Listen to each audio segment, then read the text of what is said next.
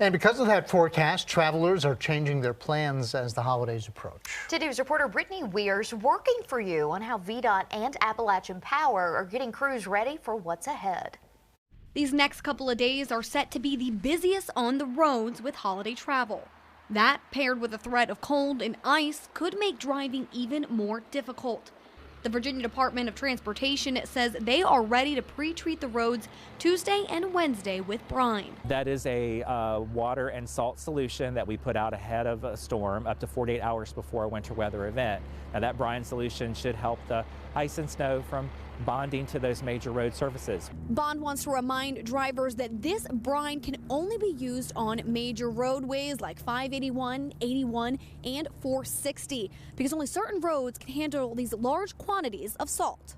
Those routes will have that pre-treatment on there, and that should help with some of that ice starting to form, but drivers still need to be careful. If ice does start to form, VDOT cannot plow it. So they plan to put down other chemicals to make driving as safe as possible. We'll put out the abrasives, sand, crushed stone, and put down salt depending on the temperatures, maybe some other calcium chloride or other chemicals depending on how cold it is. Appalachian Power says if power outages do occur, they are ready.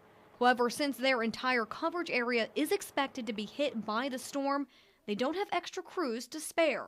Right now, we just kind of have everyone on standby as a wait and see to see where the most heavily impacted areas are.